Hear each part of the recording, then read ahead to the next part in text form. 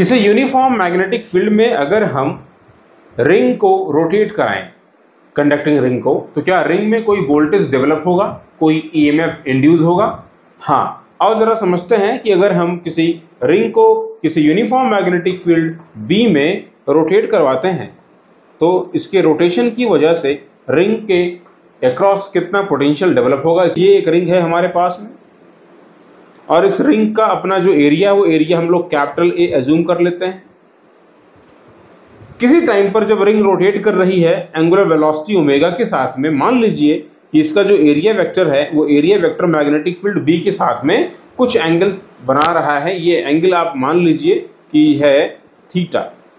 Magnetic field इन side में है और ये जो मैं एरिया वेक्टर दिखा रहा हूँ, ये एरिया वेक्टर भी थोड़ा सा रोटेशन की वजह से अंदर गया हुआ है। तो अगर मैग्नेटिक फील्ड और एरिया वेक्टर को डॉट मल्टीप्लाई करें तो क्या मिलेगा आपको मिलेगा B A cos theta. Magnetic field uniform है, एरिया की वैल्यू चेंज नहीं हो रही है, लेकिन जो डायरेक्शन है वो चेंज हो रही है। तो ये जो थीटा की वैल्यू है ये लगातार बदल रही है और अगर ये एंगल चेंज होगा तो जो मैग्नेटिक फ्लक्स होगा ये चेंज होगा, बिकॉज मैग्नेटिक फ्लक्स क्या होता है? Magnetic field dot area vector. So since theta is variable, so we can say the flux is variable, and if flux is variable, then obviously by the Faraday's law of electromagnetic induction, a voltage will induce in this ring, and that one we have to count. आओ निकालते हैं by the Faraday's law of electromagnetic induction। अगर मैं यहाँ पे लिखूँ तो EMF induced equals dd of BA cos theta. और सिंप्लीफाई करूं तो B और A मैग्नेटिक फील्ड और एरिया जो कि फिलहाल कांस्टेंट है बाहर आ जाएंगे, dd of cos theta.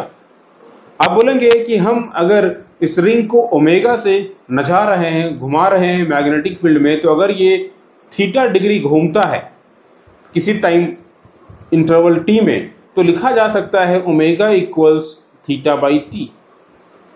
Angular velocity equals angular displacement upon time taken, या एंगुलर डिस्प्लेसमेंट के प्लेस पर हम लिख सकते हैं थीटा इक्वल्स ओमेगा टी। बोलिए हाँ या ना, ये बात सही है? तो बस इसी चीज़ को लाइए इसमें रख दीजिए। So placing the value of the theta as omega T, इसको लिख दिया जाएगा D T of cos of omega T. तो बोलेंगे यहाँ से अगर डिफ्रेंशिएट कर देते हैं तो बी ए ओमेगा, ओमेगा बाहर आ गया, D D theta of cos theta क्या हो जाएगा? ये बेसिकली माइनस साइन थीटा, यानी ये हो जाएगा minus sine of omega T.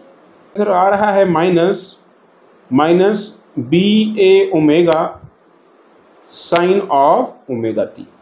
तो ये रिंग के रोटेशन की वजह से आने वाला ईएमएफ है। देख लीजिए बी ए ओमेगा जो लिखा गया है ये मैक्सिमम ईएमएफ जो डेवलप होगा उसकी वैल्यू है। क्योंकि यहाँ पर साइन ओमेगा टी लगा हुआ आपको दिखाई पड़ रहा है, तो टाइम के साथ में ये जो फंक्शन है वो साइनसोइडल फंक्शन है, तो यानी कि वोल्टेज की वैल्यू लगातार चेंज हो रही होगी और एक तरीके से इसका जो ग्राफ होगा वो साइन की तरह बनेगा, साइन की तरह ग्राफ बनेगा। ऐसे t इक्वल 0 पर वोल्टेज भी 0 होगा। देख लीजिए इस तरीके से हमारा ये ग्राफ बनेगा। ऐसी ईएमएफ को जो कि समय के साथ साइनसोइडल फॉर्म में बदलती रहे उसे बोलते हैं अल्टरनेट ईएमएफ, यानी यहाँ पर जो भी वोल्टेज जनरेट होने वाला है वो वोल्टेज अल्टरनेट होने वाला है। एसी वोल्टेज हमें यहाँ पे देखने को मिलेगा।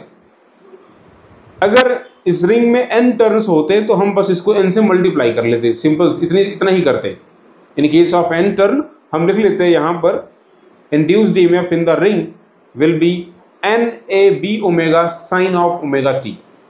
आप इस वैल्यू को याद रखिए कि अगर कोई भी रिंग किसी मैग्नेटिक फील्ड में रोटेट करेगी तो रिंग में एक वोल्टेज जरूर डेवलप होगा। अगर इस रिंग का अपना खुद का रेजिस्टेंस होता कैपिटल R, तो रिंग में जो भी करंट डेवलप होती वो कितनी होती? इस ईएमएफ को हम रेजिस्टेंस से डिवाइड कर देते, सिंपल इतना ही करते। Thank you.